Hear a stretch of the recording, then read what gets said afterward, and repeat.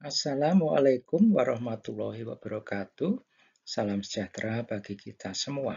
Saya Hastu Prabatmojo dari Sekolah Arsitektur Perencanaan dan Pengembangan Kebijakan akan menjelaskan tentang jumlah dan pertumbuhan penduduk, suatu topik yang penting untuk dipahami oleh mahasiswa yang mengambil mata kuliah aspek kependudukan dalam perencanaan atau PL 2104 dari program studi perencanaan wilayah dan kota ITB pada tingkat 2.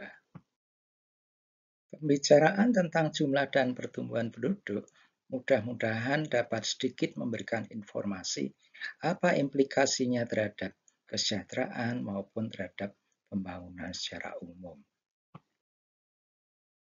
Jumlah penduduk dapat terlalu banyak atau terlalu sedikit, dan hal ini diperkirakan dapat mempengaruhi kesejahteraan bangsa atau masyarakat.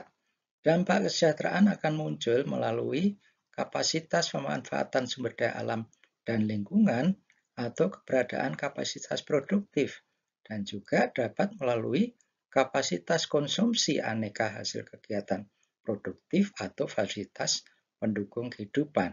Dan dalam kaitan ini, kadang-kadang muncul pertanyaan, berapa sebenarnya jumlah penduduk yang optimal? Apakah diperlukan jumlah penduduk optimal? Jumlah penduduk kalau dikaitkan dengan produksi dan konsumsi dapat berada dalam situasi kelebihan maupun kekurangan, dan keduanya akan menghasilkan kesejahteraan yang terbatas. Mengapa? Karena kalau kelebihan maka produksi pangan tidak mencukupi, penyediaan aneka pendukung kehidupan tidak mencukupi, dan hasil kegiatan produktif juga tidak mencukupi.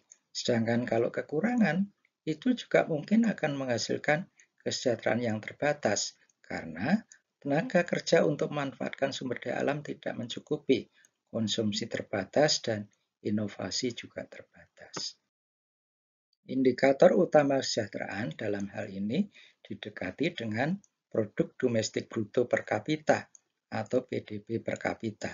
Kita paham bahwa produk domestik bruto merupakan keseluruhan nilai kegiatan produktif yang diukur dalam dolar Amerika. Dan jumlah penduduk merupakan pembagi yang menentukan besarnya PDB per kapita. Semakin besar angka PDB per kapita, maka diasumsikan semakin sejahtera. Dan di sini juga ada asumsi bahwa pembagian PDB itu juga merata. Ini adalah diagram yang menggambarkan jumlah penduduk pada negara-negara tertentu. Dan di sini yang menjadi juaranya itu adalah terutama Cina dan India. Kemudian Amerika Serikat dan Indonesia berada pada posisi sebagai juara keempat.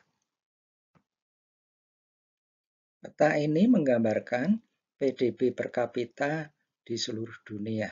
Yang warnanya cenderung hijau itu adalah PDB per kapitanya relatif tinggi, dan yang warnanya cenderung merah atau merah muda itu menggambarkan PDB per kapita yang relatif rendah.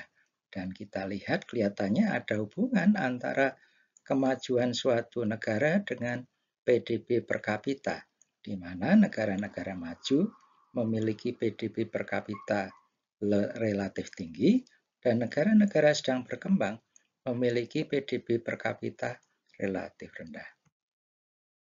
Terkait dengan pembahasan tentang jumlah penduduk, maka perlu kita bahas sekalian pertumbuhan penduduk. Karena di sini artinya itu adalah merupakan perubahan jumlah penduduk di suatu negara, wilayah, atau kawasan, yang mana jumlah penduduk dapat bertambah atau berkurang. Dan kalau kita asumsikan bahwa pertumbuhan penduduk itu linier, maka dapat diukur dengan penduduk akhir tahun dikurangi penduduk awal tahun dibagi dengan jumlah tahun dalam periode terkait dan dinyatakan dalam persen. Dan di sini kita perlu mengingat formula yang umum digunakan untuk mengukur pertumbuhan penduduk, yaitu sama dengan jumlah kelahiran dikurangi jumlah kematian ditambah migrasi masuk dan dikurangi migrasi keluar. Ini akan menghasilkan angka pertumbuhan penduduk. Lebih jauh tentang pertumbuhan penduduk, ada beberapa hal yang perlu kita pahami. Yang pertama adalah penentu pertumbuhan penduduk adalah banyaknya kelahiran, kematian, migrasi masuk dan keluar. Kemudian, perkiraan terhadap perubahan variabel atau peubah tersebut pada masa-masa mendatang menjadi dasar bagi proyeksi penduduk. Kondisi kelahiran dan kematian akan sesuai dengan perkembangan masyarakat. Dan di sini kita perlu ingat kembali teori transisi demografi. Migrasi masuk yang besar umumnya terjadi ke negara atau wilayah maju dengan ekonomi yang berkembang, sehingga cenderung kekurangan tenaga kerja.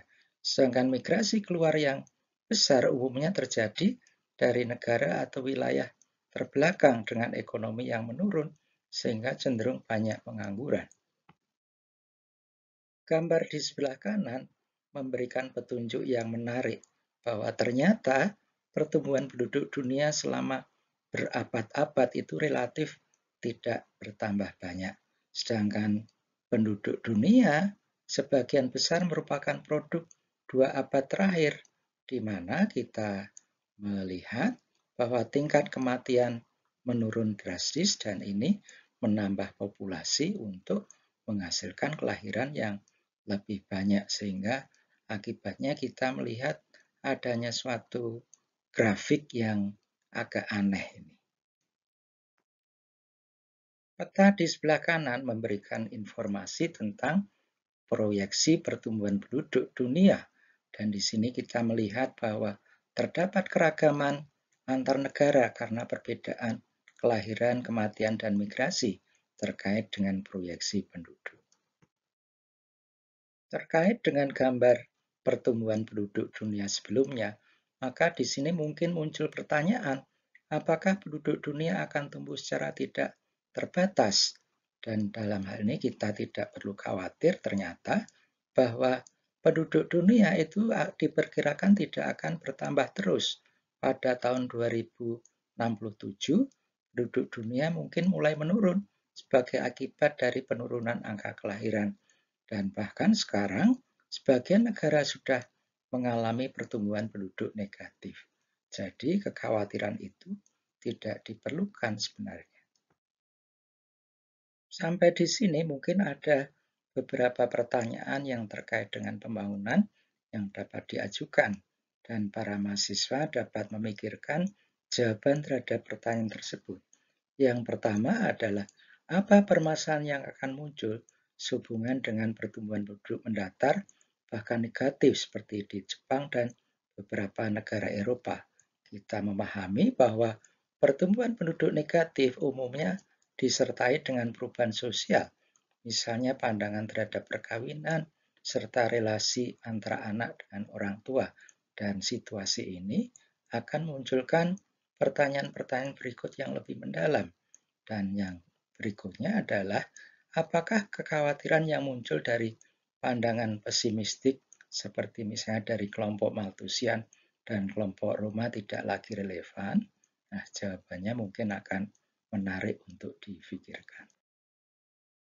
Terima kasih, sampai jumpa pada penjelasan-penjelasan berikutnya.